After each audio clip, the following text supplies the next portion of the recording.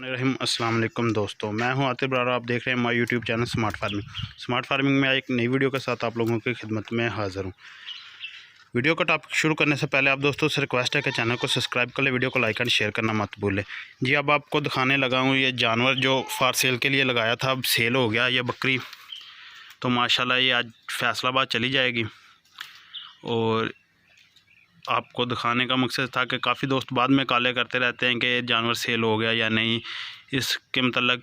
तो बस ये छोटी सी वीडियो इसलिए बनाई गई है ताकि अगर जानवर जब लोड करवाएंगे तो वो आपको छोटा सा टॉप दिखा दूंगा, क्लिप भी। लेकिन माशाल्लाह से जानवर एक्टिव और ख़ूबसूरत है। रेट का मैं नहीं बता सकता क्योंकि काफ़ी ज़्यादा लोग होते हैं, उन्होंने सेल भी करना होता है बाद में, तो कुछ प्रॉब्लम्स आती है। तो उम्मीद है कि आपको वीडियो पसंद आई होगी। बस ये एक छोटा सा टॉपिक था कि आपको दिखाना था कि जानवर सेल आउट हो गया। और दूसरी बकरी अभी है, अगर वो भी सेल हो जाएगी तो साथ आपको वो भी दिखा दूंगा। तो नहीं तो फिर उसकी अकेले की तो वीडियो लगा दूंगा।